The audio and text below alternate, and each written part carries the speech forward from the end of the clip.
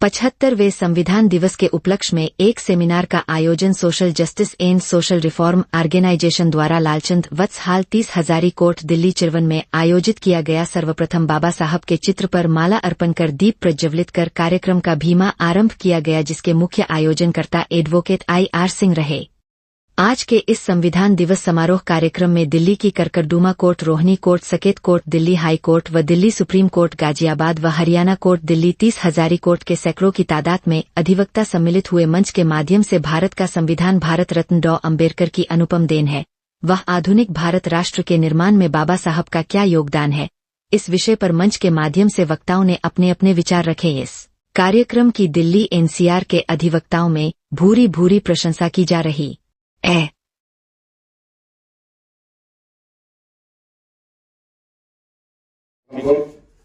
और इस देश में सामाजिक क्रांति के अद्भुत इस संविधान की रचयिता परम पूज्य बोधिसत्व बाबा साहेब डॉक्टर अम्बेडकर को कोटि कोटि नमन करते हुए आज इस मंच पर विराजमान जो दिल्ली जी है, आदरणीय अरविंद कुमार जी, आनंद कुमार जी, मंदर जी और सब छात्रों के नाम में एडवोकेट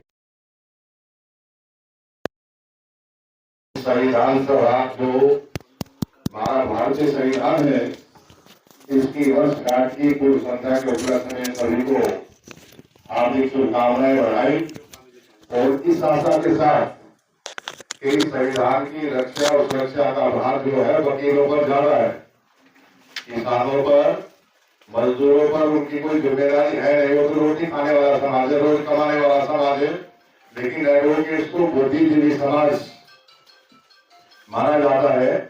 और आजादी के आंदोलन में एडवोकेट्स की भूमिका रही और बाबा साहेब डॉक्टर अम्बेडकर खुद law experts, advocate, jurist, law college के प्रिंसिपल, अर्थशास्त्री, एक पत्रकार, एक संपादक, उनकी भूमिका जो है बहुआयामी थी और उन्होंने इस देश को लोकतंत्र और संविधान, क्योंकि जहां संविधान होता है वहीं पर लोकतंत्र होता है और लोकतंत्र के 4 पैरामीटर्स हैं जो संविधान के पेपर में लिखे गए हैं: समानता, स्वतंत्रता, बंधुत्व और न्याय। तो आज के संदर्भ में हमें ऐसा लगता है कि जो लोकतंत्र के चारों सिद्धांत हैं वो डगमगा गए हैं। और मैं तो ये मानता हूं कि जो आज जिस संविधान की हम जय बोलते हैं वो संविधान आज जो है वेंटिलेटर पर चला गया।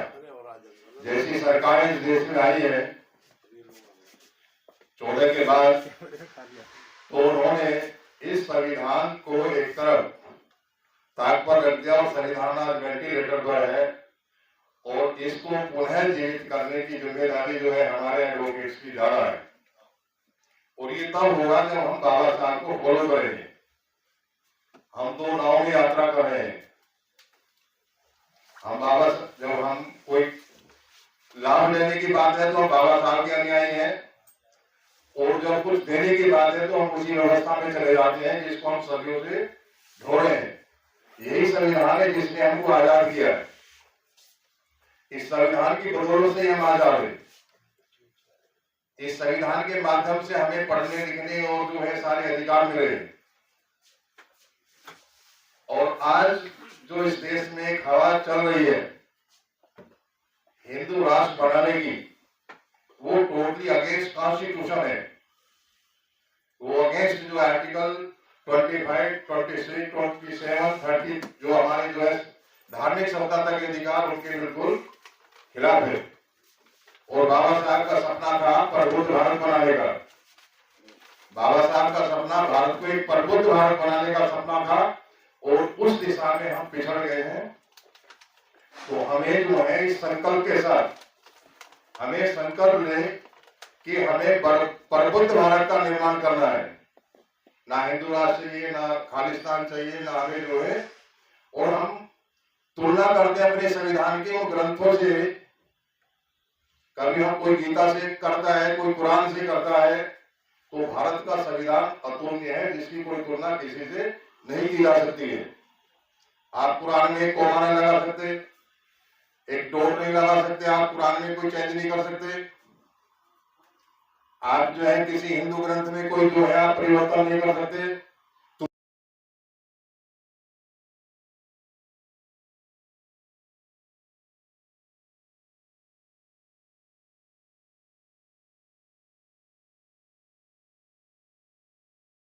तो 5 करोड़ अचूक नहीं बनते 1930 की सेंसस के अनुसार। तो अब जो तुलना हम संविधान ही करते हैं, तो हम उनसे तुलना नहीं करें। वो अतुलनीय है संविधान, संविधान सबसे ऊपर है, वो जीवन का आधार है, एक जीवंत दस्तावेज है, क्योंकि उसमें अमेंडमेंट का प्रोसीजर हमारे सारे एडवोकेट जानते हैं। Article 368 procedure of government Indian constitution, तो उसमें संविधान की प्रक्रिया ऐसी है, वो जीवंत है और उसको जिंदा रखना है। संविधान को जिंदा रखना है, लोकतंत्र को जिंदा रखना है, और यही आज का संकल्प होना चाहिए। और मैं कम समय में अपनी बातों को समाप्त करूंगा।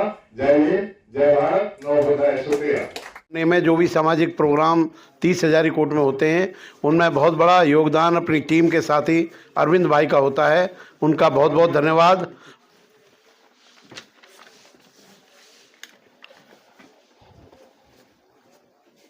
इस संविधान दिवस के अवसर पर मैं आप सभी को शुभकामनाएं देता हूं। सर्वप्रथम मैं सबसे पहले देश के सभी महापुरुषों को, जो किसी भी जाति से रहे हो या किसी भी धर्म से रहे हो, और जिन्होंने दलित के लिए, महिला के लिए, किसानों के लिए, मजदूरों के लिए, वंचितों के लिए जो भी कार्य कराए, उन सबको मैं कोटि कोटि प्रणाम करता हूं। और बाबा साहब को भी कोटि कोटि प्रणाम। और नमो बुद्धाय, जय भीम, जय गुरु रविदास जी। एक बात आ रही थी कि ये आज छुट्टी के दिन भी इतना जनसमूह हमारे पास आया है। हमारा प्रोग्राम ये बहुत ही सफल रहा है। इसके लिए मैं कार्यक्रम के आयोजकों को धन्यवाद करता हूं। और मंच पर मेरे विराजमान मेरे बड़े भाई, गुरु के समान महमूद पराचा जी, भाई ओपी भारती जी, भाई शांति प्रकाश जी, डॉक्टर बीपी सिंह जी, और जो मंच पर आए थे हमारे बार एसोसिएशन के जनरल सेक्रेटरी विकास गोयल जी, और मंच के इस कार्यक्रम के आयोजक श्री बीपी सिंह जी को मैं बहुत बहुत धन्यवाद करता हूं। अब मैं अपनी बात कहना चाहता हूं।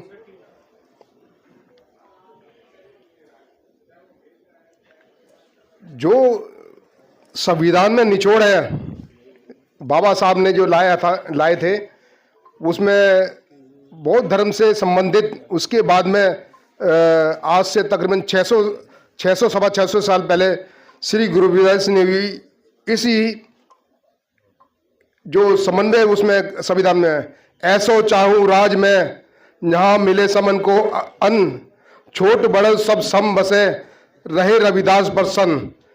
इसमें सारी बात आती कि सभी को समान, चाहे किसी भी धर्म का, किसी भी जाति का, और सबको मिले अन्न का मतलब है कि सबको समानता, समान से काम धंधा मिले। हम कहते देते हैं कि हम बिशप गुरु हैं,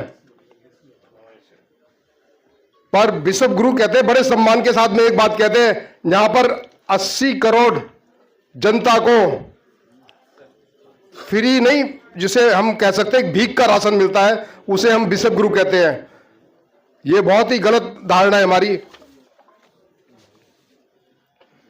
संविधान की रक्षा के लिए हमें जो भी है ईमानदारी से सारे काम करने चाहिए। संविधान बचाने के लिए हमें शपथ लेनी चाहिए। और संविधान एक ही सूरत में बच सकता है कि जब हम सभी जाति के लोग एक साथ मिल जाए, एकजुट हो जाए, तो किसी की हिम्मत नहीं है कि उसमें से एक शब्द भी निकाल दें। संविधान बदलने की बात तो बहुत दूर है, उसमें से एक शब्द भी हटा दे, वो किसी भी गवर्नमेंट की हिम्मत नहीं है। अब ये कहते, एक बात चलती है कि मैं पार्टी का नाम तो सब जानते हैं, मैं पार्टी का नाम लेते हुए कहूंगा कि हाजी धारा 370 हटाई। धारा 370 कैसे हटी? यहां तो कोई भी धारा हट नहीं सकती। 370 कैसे हटी?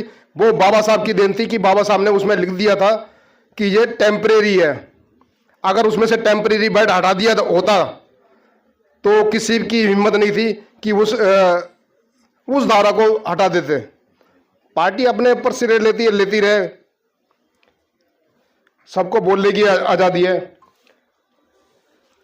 विशेषकर महिलाओं के लिए, किसानों के लिए, मजदूरों के लिए और दलित और वंचित और सर्वधर्म के संप्रदाय की जाति के उत्थान के लिए बाबा साहब ने जो संविधान बनाया था और उस पर चलकर हमारे देश ने तरक्की करी है।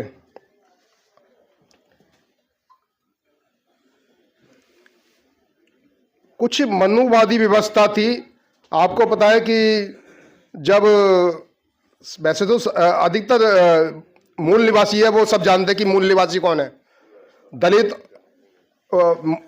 लोग यहाँ के मूल निवासी है, जिसमें एससी और एसटी के लोग थे।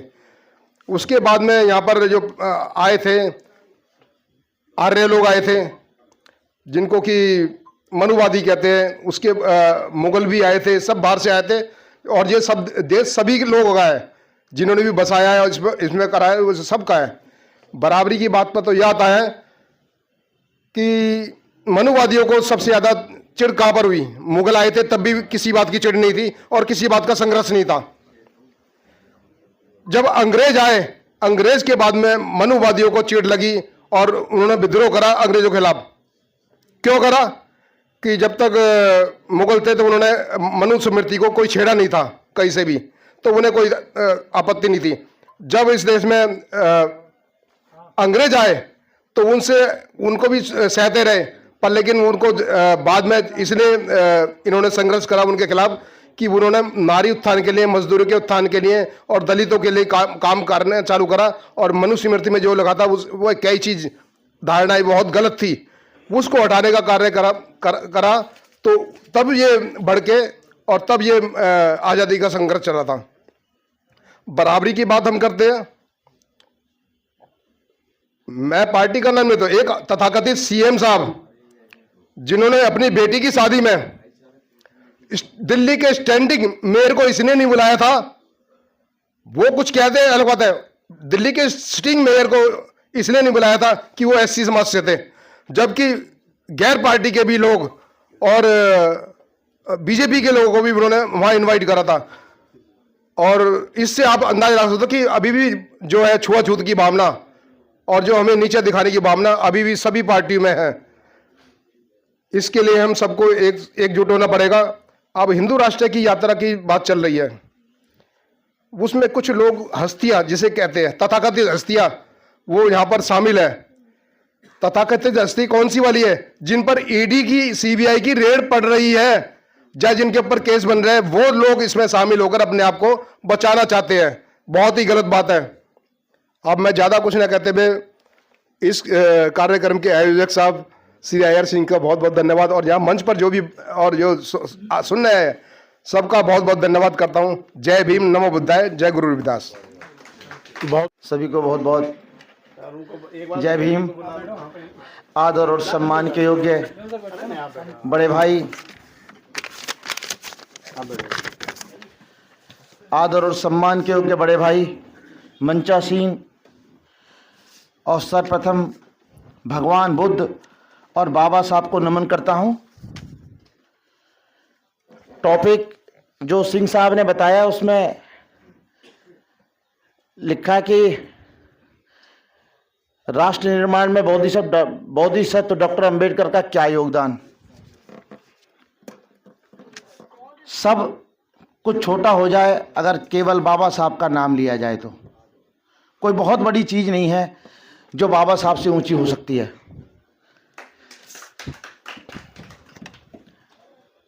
शिक्षा के अग्रदूत परम पूज्य बोधिसत्व बाबा साहब डॉक्टर अंबेडकर, नारी उत्थान के मुख्य सूत्रधार परम पूज्य बोधिसत्व डॉक्टर अंबेडकर, जाति उन्मूलन के मुख्य सूत्रधार परम पूज्य बोधिसत्व डॉक्टर अंबेडकर, भारत में निर्माण कार्य में तेजी से आगे बढ़ाने वाला कार्यक्रम परम पूज्य बोधिसत्व डॉक्टर अंबेडकर का है। बहुत सारी चीजों पे बाबा साहब ने काम किया, परियोजनाएं चलाई, जिनके बारे में बात नहीं करी जाती। परियोजनाएं चलाई, शिक्षा काम किया, कॉन्स्टिट्यूशनल काम किया, राजनीतिक चेतना पर काम किया, शिक्षा पर काम किया, आर्थिक मुक्ति पर काम किया। ये सब बाबा साहब के काम है। परिप्रेक्ष्य में यूनिटी रखने के लिए बाबा साहब ने बहुत सारा काम किया, बहुत सारी चीज़ों पे काम किया है। कुछ भी ऐसा नहीं जिस पे बाबा साहब ने काम नहीं किया हो। एक छोटी सी बात मैं कहना चाहता हूँ, एक वैसा नॉर्मली एक टॉकिंग्स है। भारत में अगर भीम आया नहीं होता, इस देश में अगर जान लुटाया नहीं होता, तो रानी के पेट से ही राजा आज भी होता, तब उनका तख्त भी होता और राज भी होता। हम भीम की औलाद है, सम्मान के लिए जान भी दे देंगे संविधान के लिए। ऐसा नहीं कि बस हमारी ही जान जाएगी।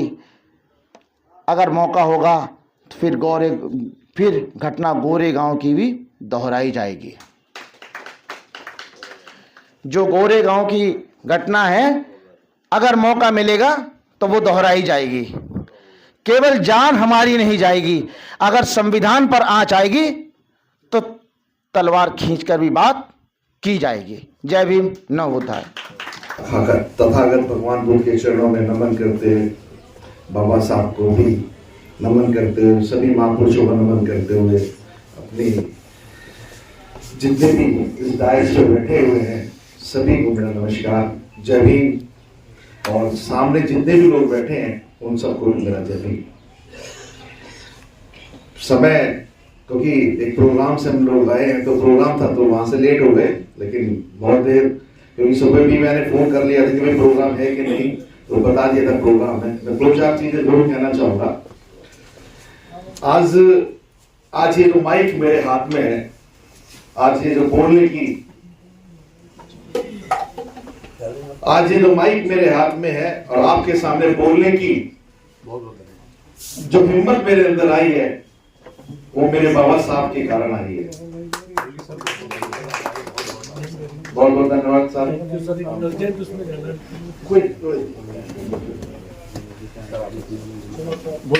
इस देश के अंदर जो बाबा साहब की बात है, मैं सब लोग जितने भी यहां लोग बैठे हैं, हम में से एक भी आदमी, चाहे वो किसी बात का, मेरी बात का बुरा ना माने, अकेले बाबा साहब ने जो इस देश के लिए कर दिया, हमसे मिलकर भी आज उसके बराबर कर नहीं पा रहे हैं। आज शायद इस बात में कहने में मेरे को गुरेज नहीं होगा, यदि आज किसी भी, देखिए मैं पांच साहब का बड़ा सम्मान करता हूं, उसका एक कारण भी बता देता हूं। आज अगर किसी हमारे SC ST एडवोकेट के साथ कोई अत्याचार हो जाता है, तो पांचा साहब ऐसे व्यक्ति हैं जो हमारे हाई कोर्ट में क्या, डिस्ट्रिक्ट कोर्ट में भी पेश होते हैं।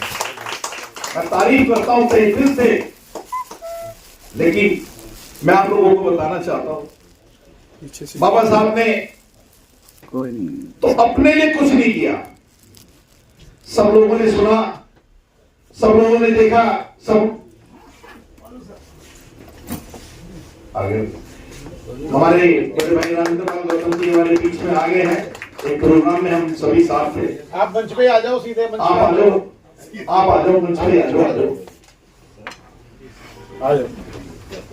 अभी संविधान के उपलक्ष्य में ही हमारा प्रोग्राम था, क्योंकि पार्टी का नाम लेने का मना ही है, तो उसमें मैं बताना नहीं चाहूंगा कि कांग्रेस पार्टी ने रखा था प्रोग्राम।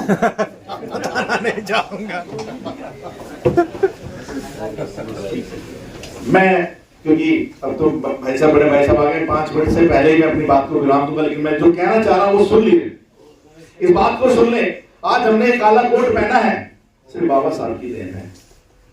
लेकिन मैं जो ये कहना चाह रहा था कि आज भी हमारे बीच में हम इस बात का इंतजार करते हैं, यदि झगड़ा IR सिंह साहब से हो रहा है ना, तो मैं बिल्कुल शांत बैठा हूं, मेरे साथ तो झगड़ा नहीं हो रहा ना। अगर आगे वालों के साथ झगड़ा हो रहा है ना, चाहे वो समाज के किसी भी व्यक्ति के साथ झगड़ा हो रहा हो, हम उस तब तक इंतजार करते हैं जब तक अपने पास झगड़ा ना आ जाए। बाबा साहब ने एक सूत्र में SC/ST क्या पूरे समाज को एक सूत्र में बांधने का काम किया। बाबा साहब के संविधान से आज आप समझे, बाबा साहब के संविधान से ये नहीं है कि आज SC/ST के लोगों को ही कोई सुविधाएं मिली है। बाबा साहब ने महिलाओं के लिए काम किया, बाबा साहब ने श्रमिकों के लिए काम किया, बाबा साहब ने हर व्यक्ति के लिए काम किया, हर समाज के हर व्यक्ति के लिए काम किया। आज बाबा साहब का संविधान, जो बाबा साहब ने जैसा कहा था कि जिसके हाथों में संविधान होगा वो संविधान उसी तरीके से काम करेगा, उसको चलाने वाले काम करेंगे। आज इस देश के अंदर संविधान को खत्म करने की बारी आ रही है, खत्म करना चाहते हैं, मनुवाद को लाना चाहते हैं। इस संविधान को खत्म करने में वो इतने अग्रसर हैं कि आज उन्होंने लोकतंत्र को अपने हाथ में ले लिया है। ये तो आप जैसे हम जैसे लोग, क्योंकि भाई साहब ने भी एक बात बताई, यदि आज इन सब लोगों के हाथ में अगर इतनी सत्ता, लोकसभा में इतनी सीटें आ जाती, तो मैं वो दिन दूर नहीं था जिस दिन ये संविधान को खत्म करने का काम करते। संविधान खत्म इसलिए नहीं हो पाया क्योंकि उनके पास अपनी मेजॉरिटी नहीं आई।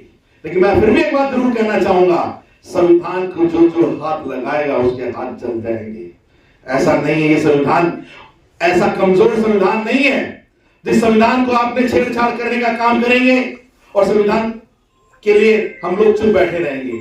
मैं, क्योंकि भाई साहब आ गए हैं, मैं इतना जरूर कहना चाहूंगा, आज की डेट में भी IRC साहब पहले गए, उससे पहले मैं कह देता हूं, इस संविधान के कारण ही आज हमारा देश, हमारा जो देश है वो वर्ल्ड में नाम करता है। आज इस संसार के अंदर मैं सिर्फ एक और बात कहना चाहूंगा, बाबा साहब को मानने वाले हमारे समाज के लोग, SC/ST के लोग जो होते हैं, उनको कहा जाता है सिर्फ समाज को मानने वाले लोग हैं। अमेरिका में कोई शेड्यूल कास्ट नहीं है, विदेशों में कोई शेड्यूल कास्ट नहीं है, लेकिन विदेशों के अंदर उनके नाम की यूनिवर्सिटी है, उनके नाम की फोटो है, उनको नाम को माना जाता है। और एक ही व्यक्ति है जिसको ये कहा जाता था कि भाई सबसे ज्यादा बुद्धिमान, सबसे ज्यादा अगर पढ़ा लिखे व्यक्ति है तो बाबा साहब है। आज तक ऐसी डिग्रियां हम सब में किसी के पास नहीं है। सिर्फ एक ही चीज कहना चाहूंगा, शिक्षित बनो, संगठित हो और संघर्ष करो, और एक काम जरूर कर लो, अपने से नीचे वाले किसी अपने समाज के लोग को उठाने का काम करें। इससे ज्यादा मैं कहना नहीं चाहूंगा। जय हिंद, जय भारत, जय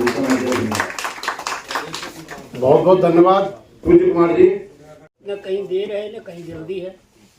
बात तो ये है, सबके लिए है, मंगल कामना करने का समय है। और सबसे बड़ी बात यह है, मेरी जहाँ तक सोच है, जब अक्लमंद आदमी बेअकल का हो जाए तो उसका सुधार कौन कर सकता है। दुनिया में जितने वकील हैं यही एक पढ़े लिखे लोग हैं, और जब यही लोग नहीं कुछ करेंगे तो आगे आशा किससे करते हैं आप जी बनते हैं। इसलिए और क्या अभी ये बड़े बड़े वकील बोलते हैं मंचों पर, इनका साथ देने वाला है कोई? अरे इनके वर्ग के लोग इनका साथ नहीं दे रहे हैं, तब आशा क्या करते हैं आप? अभी तो हमला हो रहा है, कल नष्ट नाबूद हो जाएगा। जब तुम अपनी दुनिया से आए थे उसी दुनिया में पहुंच जाओगे तब होश आएगा। इसलिए सबके मंगल कामना करता हूँ, अच्छे मन से नहीं, भयभीत मन से करना पड़ता है, क्योंकि आप लोगों का ये आलसपन, क्या इतने वकील आप जिसकी संविधान तो सबके लिए है, एक आदमी के लिए नहीं है, तो क्या इतने ही वकील हैं? आज के दिन भी अगर उनकी नींद नहीं खुलती है, बात नहीं सुनना चाहते, तो कब करेंगे? और जिसके लिए सबसे ज्यादा किया गया उसकी संख्या कितनी है? नहीं के बराबर। तो हम लोग ऐसे निकम्मे लोग हैं, खुद तो चले जाते हैं ठूठ जैसे हर सभा में। ठूठ समझते हो ना, जो पेड़ हरा भरा नष्ट हो गया, केवल तना तना बात की है। तो हम लोग ठूठ जैसे लोग हर सभा में चले जाते हैं, लेकिन अपने साथी को कभी साथ नहीं ले जाते हैं, तो विकास कैसे होगा? तुम तो विनाश की ओर भागते चले जा रहे हो और विकास की बात करते हो। चलो, बात ज़्यादा नहीं करना है, करने को बहुत कुछ होता है, तो आप सभी लोग शांत होकर बैठ जाएं। नित्य प्रति आपको सुबह शाम आत्मचिंतन करना चाहिए, अपने को जानना चाहिए। सो तो कभी करते नहीं हो, दिन भर के थके मादे शाम को दूसरे की शरण चले जाते हो, वो शरण आप लोग जानते ही हो। तो कहाँ से क्या सोच सकोगे? अपने बारे में नहीं सोचोगे तो दूसरे के बारे में कुछ नहीं सोच सकते हो, है ना? तो आप सभी लोग हाथ जोड़कर बैठे। और हमारे साथ बोले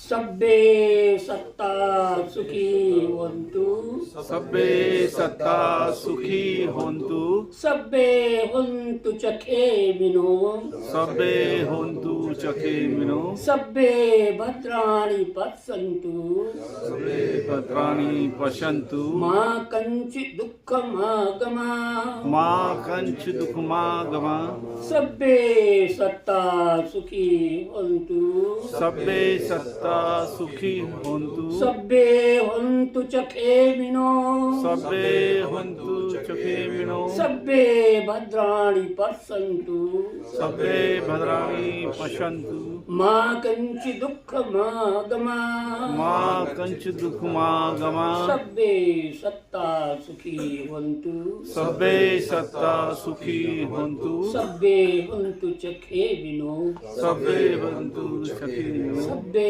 भद्राणि पश्यन्तु, सब्बे भद्राणि पश्यन्तु, मा कञ्चित् दुःखमागमा, मा कञ्चित् दुःखमागमा। साधु साधु साधु साधु। जब हम लोग साधु साधु करते हैं तो अपनी भावना सबके प्रति, अपनी भावनाओं को भेजे तो फिर उनकी भावनाओं को ग्रहण करें तो तब हम लोग एक रस हो जाएंगे। जैसे सभी लोग जय भीम करते हैं, बड़े तमाशेबाज हैं। जय भीम का मतलब क्या हुआ? जय भीम ने कहा दिया है कि हम आप स्वतंत्र हैं, हम आप बराबर हैं और हम आप भाई भाई हैं, इसलिए एक दूसरे के साथ अन्याय नहीं करेंगे। जब हमने आपके साथ जय भीम किया तो हमारी ये चारों भावनाएं आप पर उमड़ गई और आपकी ये चारों भावनाएं हमारे ऊपर उमड़ गई, तब ना जय भीम हुआ।